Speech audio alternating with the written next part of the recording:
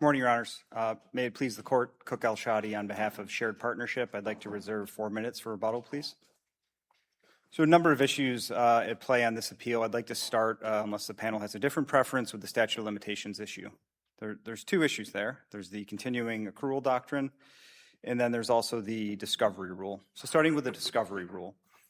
The discovery rule provides that the statute of limitation will start to run once you have reason to suspect wrongdoing, unless you can show that a reasonable investigation by the plaintiff would not have revealed the basis for that particular cause of action.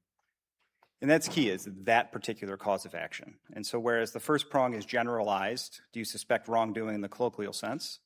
The second prong says we need to talk about the specific cause of action here, which is misrepresentation. Now, it's our position that the district court erred by essentially deciding this as a matter of law. This should have been a question of fact for the jury. And when we step back, just at a high level, if we think about the positions of the two parties. So we have Shared Partnership, a small company based in Ontario, Canada. Then we have Meta, the world's, if not the most powerful, one of the most powerful corporations in the world, surrounded by lawyers, automated chat channels. The notion that Shared Partnership could have penetrated Meta to understand that for this edit your ad provision, it wasn't just a breach, it was that there was no reason Meta could have believed that it could comply with this. It's just we would submit divorce from reality. Counsel, yes, Your Honor. Isn't it the case that Shared received thousands of ad rejection messages that it believed violated Meta's obligation to provide customized rejection messages? I mean, so isn't that a problem? I don't think so, Your Honor, from the second prong of the test, right? And so I think we'd quibble a little bit with the customized language, but your point's well taken. And I think you'd agree. You don't agree it constitutes notice, though. I agree that it would trigger the duty to investigate. Yes. Okay. And then the question is, once that duty is triggered, could Shared have figured out the basis for its misrepresentation cause of action? And so there's a difference between a breach of contract and knowing that you can't comply with the provision. And so what we know is when Mr. Nabagon, Shared CEO, started having issues understanding the ad rejections, he reached out to Meta and said, I need some help. And they said, don't worry, we've got you. We care about small business. We're going to help it get better, help you get better. We're going to get better. And so he took from that they were going to do what they said they would. So, counsel, then, yes, Your Honor. Of the tens of thousands of these proposed ads that Shared submitted to Meta that Meta then rejected, how many did Shared edit and resubmit? Unfortunately, due to the passage of time, there was no real evidence on exactly how many. Were there any? There were some, yes. And did Shared ever avail itself of the appeal process? You know how you could appeal and say, hey, I don't agree with you. This ad is just fine. Sometimes it did. Often, many times? Again, there was no evidence available from either party as to how many times that happened, but it did. I think most often, though, given how arbitrary these rejections seemed, it would be, from a resource perspective, it would be more advantageous for Shared to just submit a new ad than to try to appeal. If you think about the appeal, they go to humans, and so you'd have about a 48-hour lag, whereas you could just go back to the automated system and kick an ad through, in seconds. And so the appeal option, while there, was not Shared's primary avenue to try to address the ad rejections. So their primary avenue was just to resubmit a new ad? Correct. And oftentimes the same ad would get approved because the AI that was reviewing these was wrong 50% of the time. Okay, so I guess I'm confused as to how you're going to argue, that you weren't on notice that, well before the statute of limitations. You knew they were rejecting your ads. You thought, it's not, this doesn't make sense. Why are they rejecting them? And yet not much was done to find out why? Because it would take 48 hours? Well, so I think there's a difference between appealing to find out if they're going to approve it, okay, and reaching out to Meta, which Mr. Nabagon did. And so he did try to reach out to Meta and ask for help, and they said, we've got you. We're going to do better. And then a few years later, he sent emails to Meta saying, please, somebody talk to me. He published a Medium post where he said, I can't get a hold of Meta. The press started reporting on these issues, saying these advertisers are having trouble getting a hold of Meta. And so when we think about the two different prongs, right, there's the notice prong. I guess I'm lost into where the conversation broke down, because if you're telling me that they originally said, we got you, you're a small business, we'll take care of you, and then all of a sudden he couldn't get a hold of them, when did that happen? And what was the shift? The shift, so Shared originally had a customer service rep within Meta. Okay, they lost access to that. And then he would reach out through the automated channels that anyone else could use to get to Meta. Why did he lose the customer service rep? How? Is that like they just got rid of customer service reps or something between that? They made a decision based on, I think it was held back as privileged, but there was a decision, I think it was a business decision between Shared and Meta that they no longer were going to support the client. So it's not a guaranteed right that you have. I think it's related to money. Okay.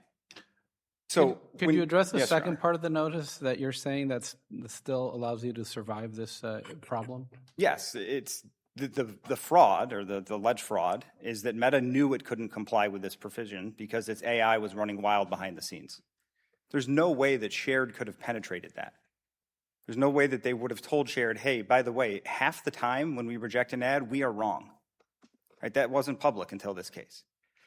So that's really it, is how is Shared going to figure out the basis for its cause? There's a difference between suspecting wrongdoing in the main, the colloquial sense, and figuring out, well, there's something more here, right? So maybe you could figure out the breach of contract. And this is what the Fox case says, is that sometimes you can investigate and find out a cause for one claim, right? So medical malpractice.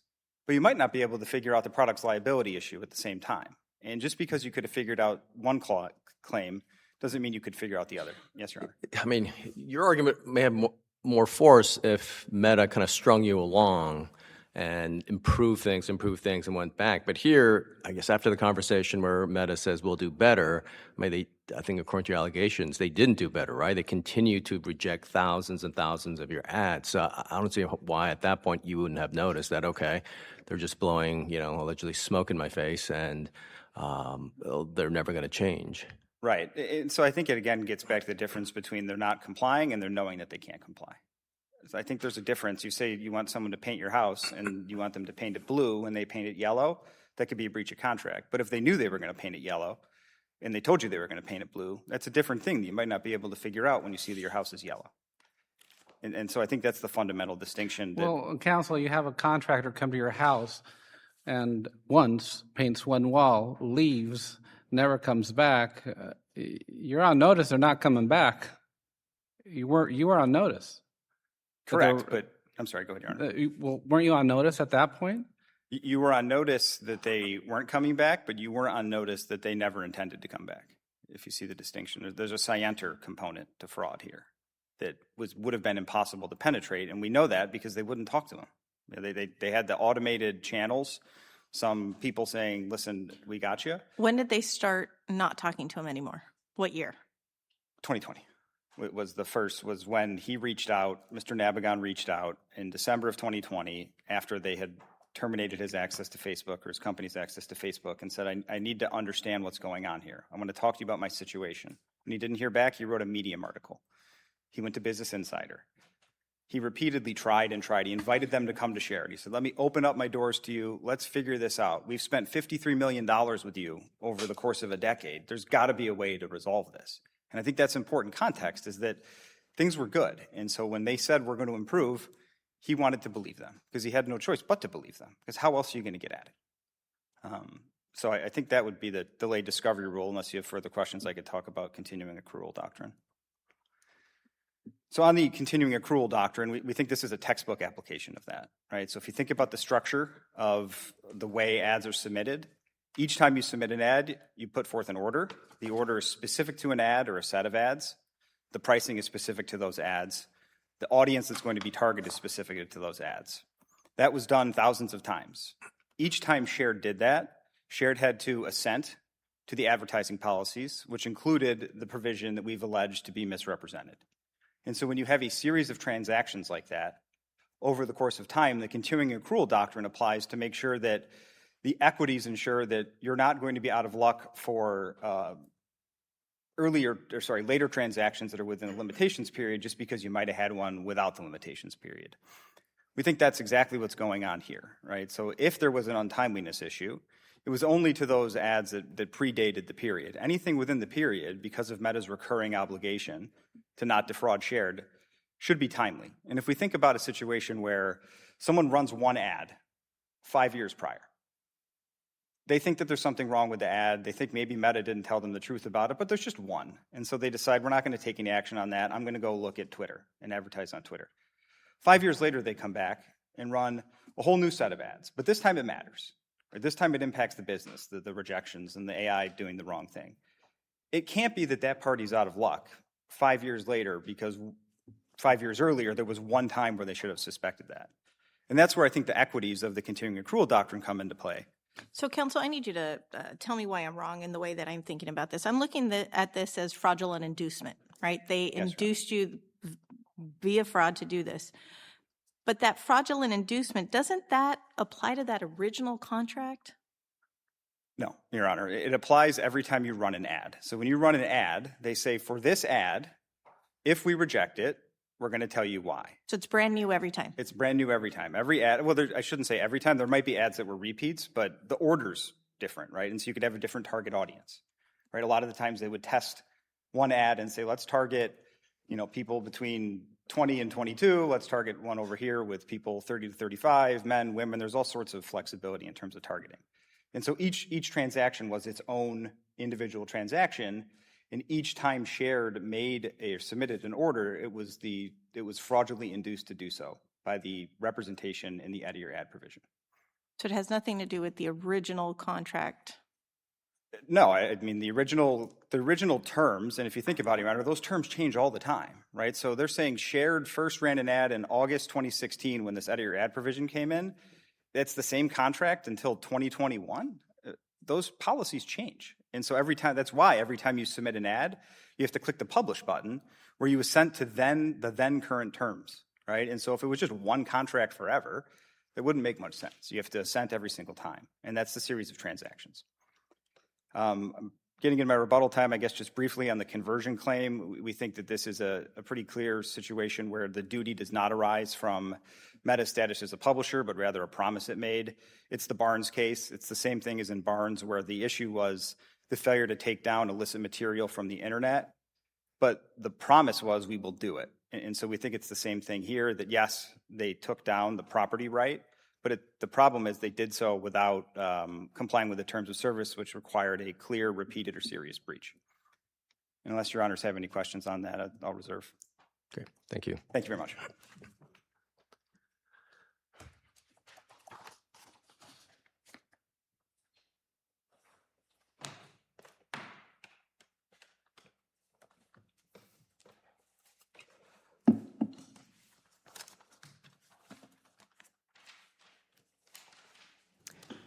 Good morning, Your Honors, and may it please the Court. I'm Eric Chomsky, and I represent Meta. I'd like to start with the timeliness issue where most of the questions have been, and then hopefully spend a couple of minutes on conversion.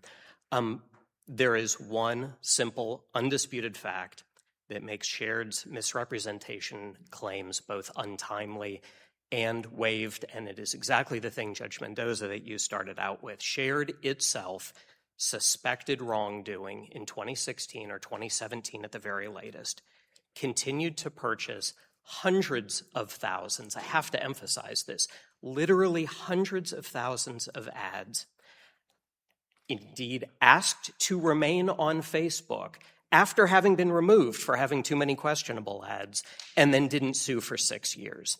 So let's start with the statute of limitations. The timeliness problem is so obvious that Shared doesn't even really contest it. Instead, they invoke two exceptions to the statute of limitations, and of course they have the burden of establishing them.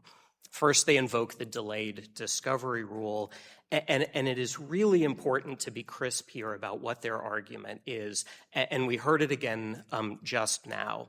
They say that they didn't have notice until later of one particular thing, Meta's scienter. That is to say that Meta made a knowing misrepresentation. That argument is wrong as a matter of law, and the California Supreme Court has repeatedly explained why. A claim accrues when the plaintiff, quote, suspects or should suspect that her injury was caused by wrongdoing. And the California Supreme Court in Jolly explains that wrongdoing just means wrongdoing in the lay or the colloquial sense.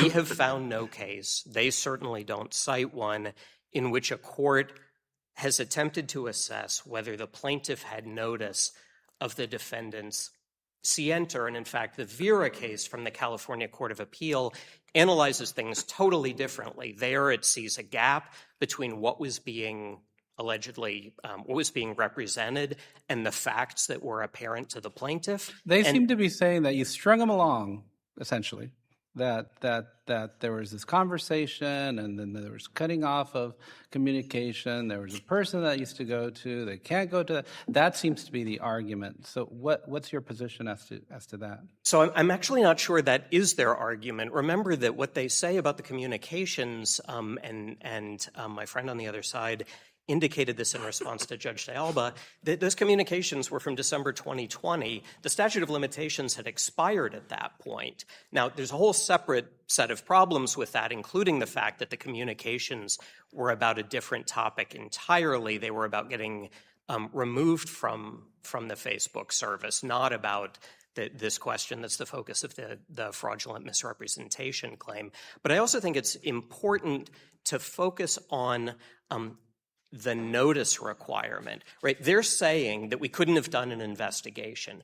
They didn't need to do an investigation because they were already admittedly on notice of the supposed wrongdoing. Remember, they say themselves, and this is a quote from their summary judgment papers, by July 2017, Shared, quote, could have suspected wrongdoing. That's at 2 ER 76. And so there was no need for an investigation. And just to tie off the point, the Miller case rejects the idea that a plaintiff could just say, well, it's a big company, I never could have discovered anything. There it was Bechtel, and the California Supreme Court says that doesn't satisfy your obligation to say that you couldn't have investigated. Can you address the point made by your friend on the other side with respect to continuous accrual doctrine? He makes maybe perhaps a superficially appealing point that, well, terms of service always change, so this suggests that there were separate contracts or transactions. So let me start with the legal rule and then get to the sort of factual question about whether there are new terms each time. As a legal matter, the continuous accrual doctrine just doesn't apply here. And it's important to look at the cases and see where that doctrine has applied.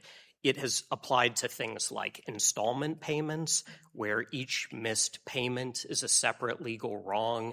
The JB Painting case is really helpful and instructive on this. There it's the delivery of a good, and by statute, each delivery amounts to a new warranty and so triggers a new legal right. That is to say, a new breach of warranty claim. But the California Supreme Court in the Arya case, that's ARYEH, explains that fraud is different. It doesn't apply to, and Judge DeAlba, this is exactly the import of your question, it doesn't apply to, quote, a single fraud committed at contract formation. And the rule, in fact, goes beyond that. Arya relies on the California Court of Appeals decision in Metz. And Metz says that where you have multiple allegedly fraudulent misstatements, all relating back to an original wrong, then precisely because the duty at issue is the fraudulent misrepresentation. Remember that fraud is about whether you've tricked someone into doing something. Where you have a situation like that, the continuous accrual doctrine just doesn't apply. And the facts of Metz are pretty striking. Right there, it was an initial misstatement about the value of, I think it was a car, I think it was an insurance appraisal. There were subsequent alleged misstatements about the valuation. And the California Court of Appeals says, no, this all just goes back to the initial misrepresentation. So Judge Lee, that's a long wind-up to get to your question. They didn't allege that the terms were different. They didn't point to different terms or any difference in the advertising policies upon which they purportedly relied, that this is all just going back to the initial supposed misstatement in the self-serve ad terms and ultimately the advertising policies.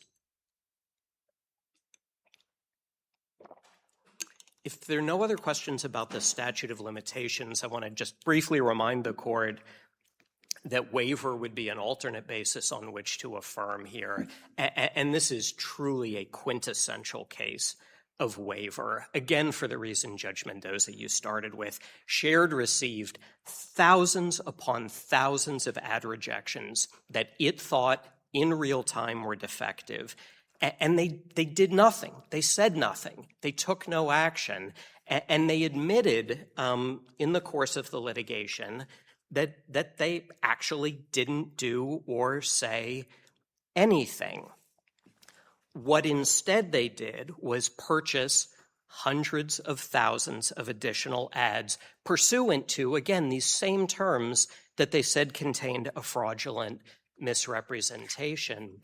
The district court, in an otherwise careful opinion, we think just got this wrong by overreading or misreading the Oakland Raiders case.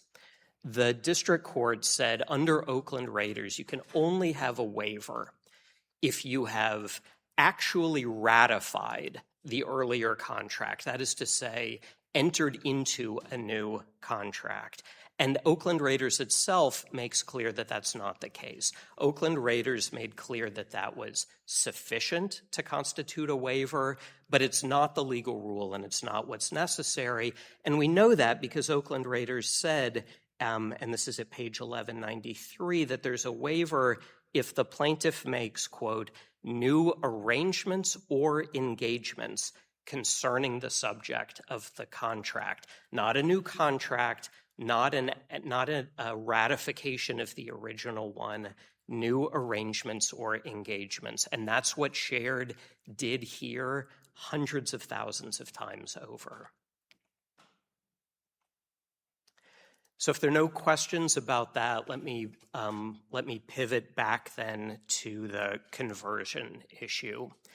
And there we need to assess separately the conversion theory that Shared actually pleaded and pressed below and its new theory on appeal.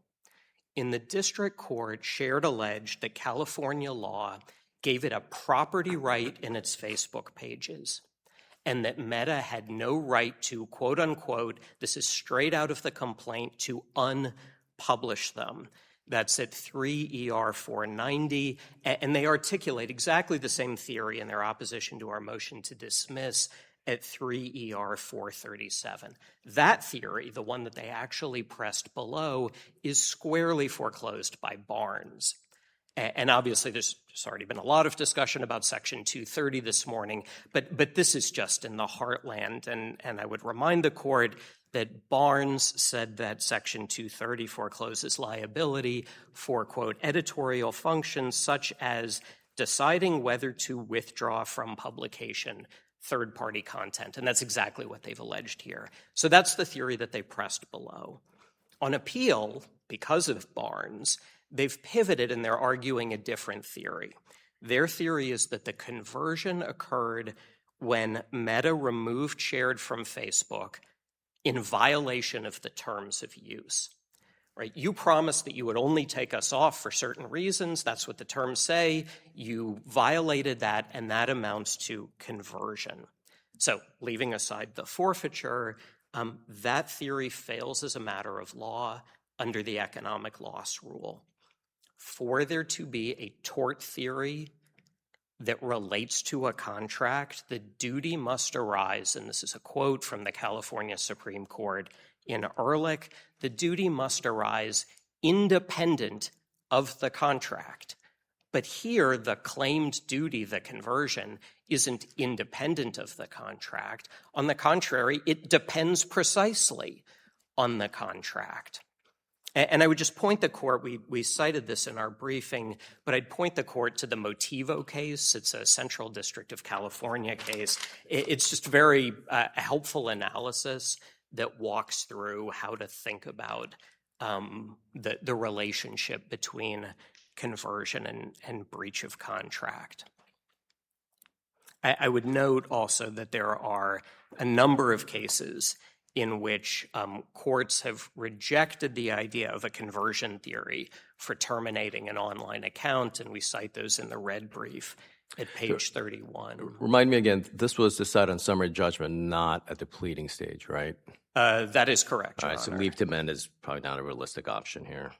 So they've made passing reference to that in their reply brief, but I think it's important to shut the door on that. Let's remember, my friend on the other side referred to the passage of time here. These are facts from 10 years ago, an initial complaint that was filed over 4 years ago.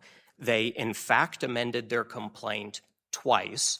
They didn't ask the district court for leave to amend to invoke some new theory of conversion.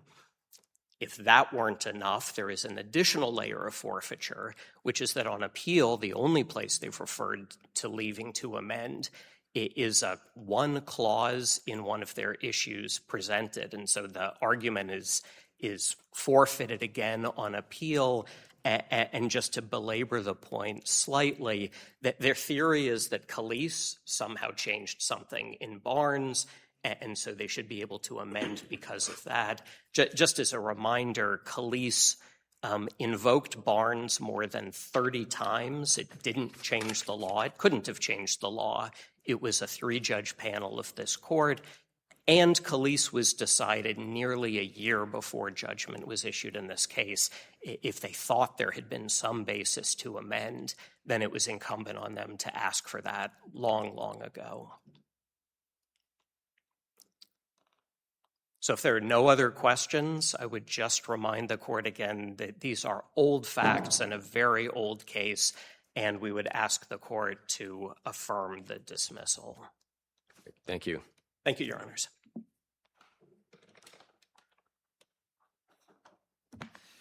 Thank you, Your Honors. Just touching on the conversion, that was dismissed way back when at the pleading stage. That was not a summary judgment issue. We did ask for leave to amend. We are not trying to run away from Barnes. We think Barnes is consistent with Calise, and as the Judge Seaborg found in his order dismissing the conversion claim, he read our allegations as being rooted in the terms of service. And so there is a amendment issue here. We did flag it as an issue presented.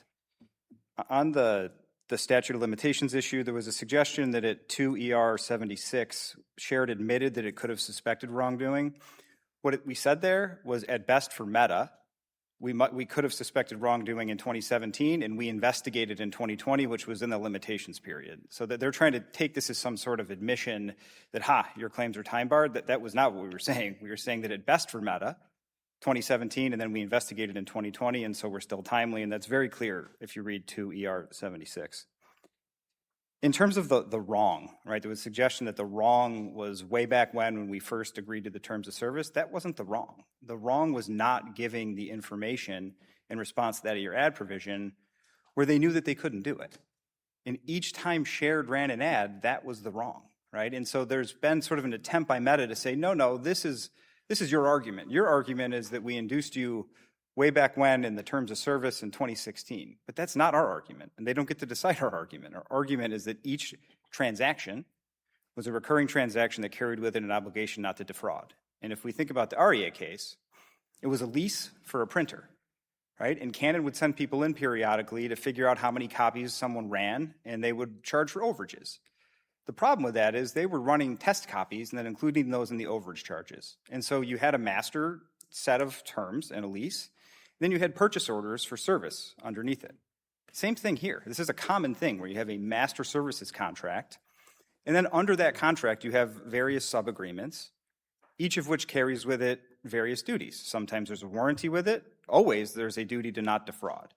And so the continuing accrual doctrine we would submit is tailor-made for this situation where you have an overarching set of terms. That's true. No one's disputing that. But when you're submitting thousands of orders under them, there's a recurring obligation. And on the waiver point, just quickly, clear and convincing evidence, they needed to show that they reasonably believed that we waived. They didn't show any evidence on that. And I would also note that the way they argued it in the district court, they're running away from it a bit now. Because in the district court, it was, hey, you entered into these thousands of transactions, and every time you did that, you should have known that you shouldn't. That's inconsistent with their continuing accrual doctrine. And why that theory is wrong is that each transaction was its own separate transaction, and the law on election and remedy says that you can stand on a contract and sue for fraud later. So I know I'm out of time. If there's any questions, otherwise we'll submit.